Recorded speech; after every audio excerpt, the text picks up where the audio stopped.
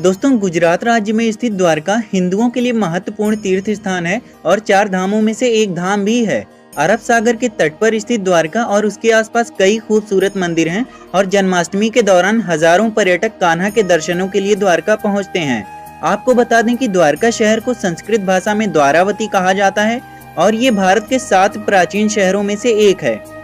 कहते हैं कि जब भगवान श्री कृष्ण ने अपने मामा और मथुरा के राजा कंस का वध कर दिया तो उसके बाद कंस के ससुर जरासंध और यादवों के बीच हमेशा के लिए दुश्मनी हो गई और कंस की मृत्यु का बदला लेने के लिए जरासंध ने यादवों पर 17 बार हमला किया। इसीलिए आगे के संघर्ष से बचने के लिए भगवान श्री कृष्ण पूरे यादव समुदाय को लेकर सौराष्ट्र में स्थित गिरनार पर्वत पर चले आए और युद्ध को छोड़ने के कारण भगवान कृष्ण को प्यार से रणछोड़ के नाम से भी जाना जाता है।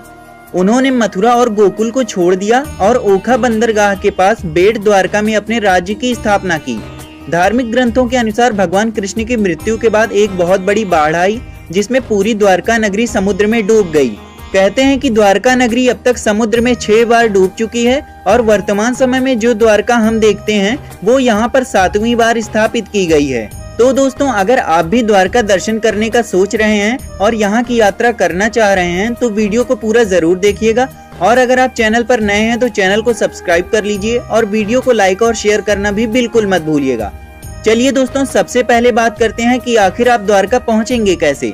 द्वारका पहुँचने के लिए आपके पास 2 ऑप्शन मौजूद हैं, बाई फ्लाइट और बाई ट्रेन। अगर आप बाई फ्लाइट द्वारका आना चाहते हैं तो यहाँ का नियरेस्ट एयरपोर्ट जामनगर में है, लेकिन इसकी कनेक्टिविटी कुछ प्रमुख शहरों से ही है। इसीलिए यहाँ का मेन एयरपोर्ट सरदार वल्लभ भाई पटेल इंटरनेशनल एयरपोर्ट है जो अहमदाबाद में स्थित है और इसकी कनेक्टिविटी सभी प्रमुख शहरों से काफी अच्छी है। तो आप बाई फ्लाइट अहमदाबाद आ सकते हैं और अहमदाबाद से द्वारका की डिस्टेंस करीब 450 किलोमीटर है और अहमदाबाद से द्वारका के लिए आपको बस मिल जाएगी जो आपको लगभग 8 घंटे में द्वारका पहुंचा देगी और जो बस का किराया होगा वो 500 रुपए होगा स्लीपर बस का। इसके अलावा दोस्तों, अगर आप बाई ट्रेन द्वारका आना चाहते हैं तो ये ऑप्शन भी आपके लिए सबसे अच्छा और सस्ता रहेगा। अगर आप नॉर्थ इंडिया जैसे दिल्ली, यूपी, बिहार, राजस्थान इन जगहों से आ रहे हैं तो आपको बता दें कि आप यहाँ के nearest railway station Dwarka direct आ सकते हैं। द्वारका का रेलवे स्टेशन नॉर्थ इंडिया से ट्रेन के जरिए वेल कनेक्टेड है। अगर आप साउथ इंडिया से आ रहे हैं जैसे केरला, कर्नाटका, आंध्र प्रदेश या तमिलनाडु तो यहाँ से आपको आना होगा अहमदाबाद और अहमदाबाद से आप चाहें तो ट्रेन चेंज करके या फिर बस के जरिए द्वारका पहुँच सकते हैं। दोस्तों, जब आप द्वारका रेलवे स्टेशन पे उतरेंगे तो आपको पास में ही 100-200 मीटर की डिस्टेंस पर ही मंदिर दिखने लगेंगे। तो कुछ इस प्रकार अब आप भगवान कृष्ण की द्वारका नगरी में प्रवेश कर चुके होंगे। द्वारका पहुंचने के बाद आपको सबसे पहले ठहरने के लिए, रुकने के लिए होटल या धर्मशाला देखनी पड़ेगी। दोस्तों, द्वारका में ठहरने के लिए भी आपके पास 3 ऑप्शन हैं। पहले ऑप्शन की अगर बात की जाए तो वो है धर्मशाला। मंदिर परिसर के आसपास ही आपको बहुत सारी धर्मशालाएं मिल जाएंगी जहां पर आप रुक सकते हैं, स्टे कर सकते हैं। धर्मशाला का चार्ज यहां पर 300 रुपए से शुरू हो जाता है। तो अगर आपका बजट कम है तो आप कम खर्चे में धर्मशाला में रुक सकते हैं। ये बेस्ट ऑप्शन है आपके लिए। साथ ही साथ यहाँ पर आपको सभी फैसिलिटीज भी काफी अच्छी दी जाती हैं। दूसरा ऑप्शन आपके पास है गेस्ट हाउस का। यहाँ पर द्वारकाधीश मंदिर ट्रस्ट की तरफ से यात्रियों और दर्शनार्थियों के ठहरने के लिए गेस्ट हाउस बनाए गए हैं जहाँ पर आप स्टे कर सकते हैं। गेस्ट हाउस में रूम आपको 500 रुपए से लेकर 700 रुपए तक मिल जाएंगे। इन सब के अलावा तीसरा ऑप्शन आपके पास है प्राइवेट होटल्स का। यहाँ मंदिर परिसर के आसपास में आपको कई प्राइवेट होटल्स देखने को मिलेंगे जहाँ पर आपको 500 रुपए से 1000 रुपए तक के रूम मिल जाएंगे। तो कुछ इस प्रकार आप अपनी सुविधा अनुसार और अपने बजट के हिसाब से धर्मशाला, गेस्ट हाउस या प्राइवेट होटल में से किसी का भी चुनाव कर सकते हैं। चलिए दोस्तों, अब बात करते हैं भोजन की। द्वारका में भोजन के लिए भी आपके पास 2 ऑप्शन हैं। पहला है, यहाँ मंदिर ट्रस्ट की तरफ से भोजनालय चलाया जाता है जहाँ पर आप मात्र 20 रुपए देकर भरपेट भोजन कर सकते हैं और इस भोजनालय का खाना बहुत ही स्वादिष्ट होता है।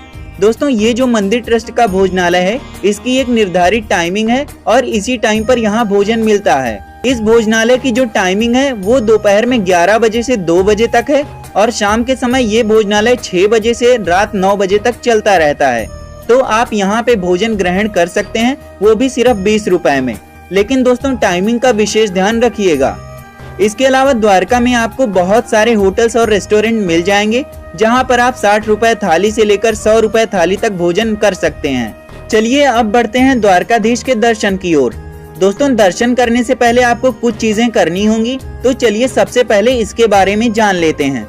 सबसे पहले आपको स्नान करना पड़ेगा गोमती घाट में, और उसके बाद आप द्वारकाधीश के दर्शन करेंगे। गोमती घाट मंदिर परिसर के ठीक पीछे बना है, जहां पर गोमती नदी का समुद्र के साथ संगम होता है और यहीं पर गोमती नदी समुद्र में मिल जाती है, जिसकी वजह से गोमती घाट में स्नान करने का बहुत ज्यादा महत्व है।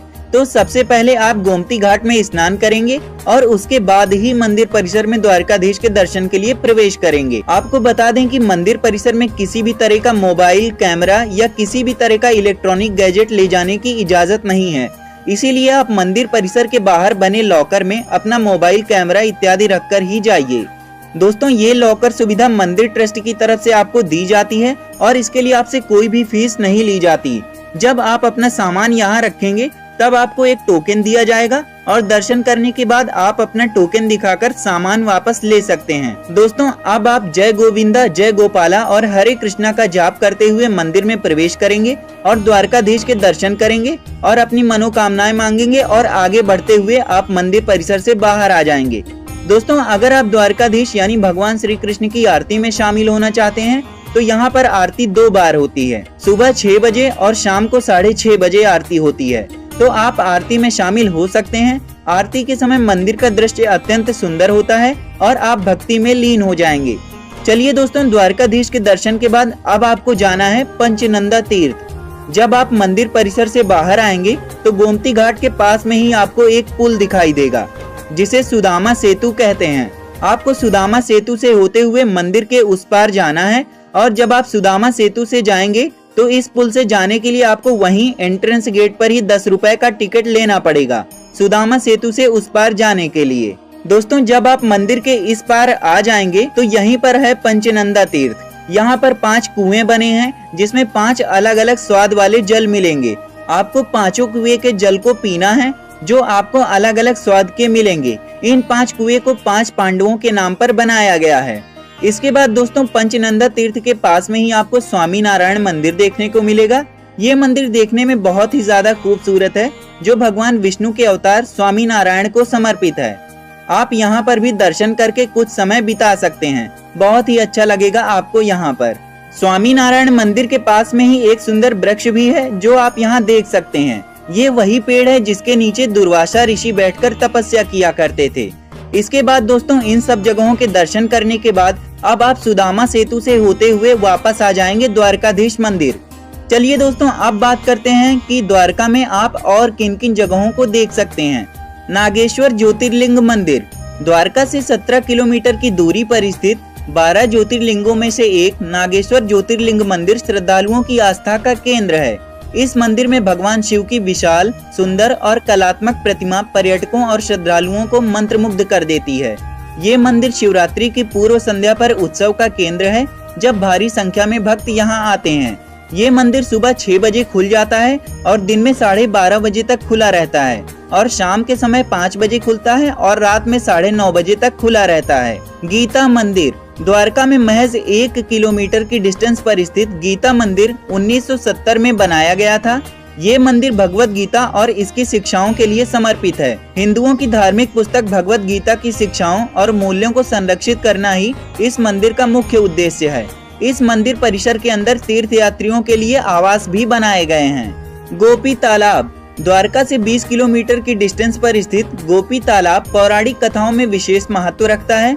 ऐसा माना जाता है कि ये एक दिव्य स्थान है, जहां सभी गोपियों ने भगवान श्री कृष्ण के साथ अपनी आखिरी रासलीला का प्रदर्शन किया और उसके बाद उन्होंने गोपी तालाब में भगवान श्री कृष्ण के साथ एकजुट होकर शरद पूर्णिमा की रात में मोक्ष प्राप्त कर लिया। मान्यताओं के अनुसार वो सभी गोपियां पीली रेत में बदल गई, जो वर्तमान समय में गोपी चंदन के रूप में जाना जाता है और भक्तों द्वारा इस गोपी तालाब की मिट्टी अर्थात गोपी चंदन को माथे पर भी लगाया जाता है। रुक्मिणी मंदिर। रुक्मिणी मंदिर द्वारका से मात्र 3 किलोमीटर की डिस्टेंस पर स्थित है, जो भगवान श्री कृष्ण की पहली रानी रुक्मिणी जी को समर्पित है। दुर्वासा मुनि के श्राप की वजह से रुक्मिणी जी 12 वर्षों तक श्री कृष्ण से दूर यहीं पर आकर रही थी, जहां पर अब रुक्मिणी मंदिर बन गया है। रुक्मणी मंदिर भले ही देखने में छोटा हो, लेकिन ये अपने आप में बहुत ही अद्भुत और अनोखा है। बेट द्वारका। बेट द्वारका मुख्य शहर से 32 किलोमीटर की दूरी पर स्थित एक द्वीप है और यहीं पर भगवान श्री कृष्ण ने अपने मित्र सुदामा से भेंट की थी, इसीलिए इस जगह का नाम बेट द्वारका पड़ा। बेट द्वारका में श्री कृष्ण और सुदामा दोनों की प्रतिमाओं की पूजा की जाती है और ये भी मान्यता है कि अगर आप द्वारका जा रहे हैं तो द्वारका की यात्रा का पूरा फल तभी मिलता है जब आप बेट द्वारका की यात्रा कर लेते हैं। साथ ही साथ इस मंदिर में चावल दान करने से भक्त कई जन्मों तक गरीब नहीं होते हैं, क्योंकि सुदामा ने श्री कृष्ण को यहीं पर चावल भेंट दी थी। इसीलिए जब भी आप द्वारका जाएं या बेट द्वारका जाएं तो थोड़े चावल जरूर लेकर जाएं। बेट द्वारका जाने का एकमात्र साधन है नाव, जो कि सुबह 6 बजे से शाम 7 बजे तक ही जाती है। द्वारका बीच। अरब सागर तट के साथ द्वारका बीच शाम को समय बिताने के लिए एक अच्छी जगह है, जो मुख्य शहर से मात्र 1 किलोमीटर की दूरी पर है। ये बीच सफेद रेत, समुद्री जीवन, भ्रमण और पिकनिक के लिए काफी लोकप्रिय है। बहुत से पर्यटक यहाँ सनराइज और सनसेट का शानदार नजारा देखने के लिए आते हैं। Light house. लाइट हाउस का उपयोग समुद्र में चल रही जहाजों को दिशा दिखाने के लिए किया जाता है। द्वारका में भी एक लाइट हाउस है, जो मुख्य मंदिर से मात्र 1.5 किलोमीटर की दूरी पर स्थित है। लाइट हाउस लोगों के लिए शाम को 4 बजे से 6:30 बजे तक खुलता है और आप इसमें प्रवेश कर सकते हैं, जो बिल्कुल निशुल्क होता है। और यहाँ से आप पूरी द्वारका नगरी को देख सकते हैं और बहुत ही खूबसूरत पूरी द्वारका नगरी आपको यहाँ से दिखाई पड़ेगी। अरब सागर से आ रही ठंडी ठंडी लहरों का मजा भी आप यहाँ ले सकते हैं। तो दोस्तों, ये थी द्वारका की खास टूरिस्ट प्लेसेस जहाँ पर आप विजिट कर सकते हैं। लेकिन दोस्तों, इन सभी टूरिस्ट प्लेसेस पर जाने से पहले हमारे मन में एक ख्याल आता है कि आखिर हम इन सभी प्लेसेस पर जाएंगे कैसे, यहाँ घूमने के लिए हमारा साधन क्या होगा। तो आपको बता दें कि द्वारका से रोज सुबह कई बसें चलती हैं, जो मात्र 100 रुपए में इन सभी जगहों को घुमाकर वापस आपको ड्रॉप कर देंगी। ये बस आपको सुबह 6-7 बजे तक पिक कर लेती हैं और शाम को 6-7 बजे तक आपको सभी प्लेसेस विजिट करा के वापस आपको ड्रॉप कर देंगी। इसके अलावा दूसरा ऑप्शन भी आपके पास है कि आप एक ऑटो बुक कर लीजिए, जो आपको 500 से 600 रुपए में सभी जगहों को घुमा देगा। बस से घूमना काफी सस्ता पड़ता है, लेकिन यहाँ समय की पाबंदी रहती है, क्योंकि बस आपको सभी स्पॉट पर 40-50 मिनट ही रुकती है। इस तरह से अगर आप किसी जगह पर ज्यादा समय बिताना चाहते हैं तो बस आपके लिए नहीं रुकी रहेगी। वहीं अगर आप ऑटो बुक करते हैं तो आप अपनी मनमर्जी से घूम सकते हैं। चलिए दोस्तों, अब बात करते हैं कि द्वारका हमें कब जाना चाहिए और यहाँ जाने का बेस्ट टाइम कौन सा है। दोस्तों, द्वारका आप साल में कभी भी जा सकते हैं, लेकिन यहाँ आने का बेस्ट टाइम नवंबर से मार्च तक है, क्योंकि इस टाइम यहाँ मौसम सुहाना रहता है। लेकिन अगर आप द्वारका की खूबसूरती को और यहाँ के मंदिरों की भव्य सुंदरता को देखना चाहते हैं तो आप जन्माष्टमी के समय यहाँ आ सकते हैं। चलिए दोस्तों, अब बात करते हैं कि द्वारका का टूर प्लान आपको कितने दिनों का बनाना चाहिए और इसमें आपका कुल खर्चा यानी कुल बजट कितना लगने वाला है। दोस्तों, द्वारका का टूर प्लान हमने 3 दिनों का बनाया है, जिसमें आपका 3 दिनों के लिए होटल का खर्चा 1000 रुपए, फूड का खर्चा 1000 रुपए और लोकल ट्रांसपोर्ट का खर्चा 500 रुपए हो जाएगा। तो इस प्रकार आपकी 3 दिन की द्वारका ट्रिप 2500 रुपए के आसपास हो जाएगी। तो दोस्तों, ये थी द्वारका टूर से रिलेटेड संपूर्ण जानकारी। उम्मीद करते हैं आपको वीडियो पसंद आई होगी। अगर आपको वीडियो पसंद आई है तो वीडियो को लाइक कर दीजिए और चैनल को भी सब्सक्राइब कर लीजिए, जिससे आपको यात्रा से संबंधित ऐसी ही वीडियोस देखने को मिलती रहें।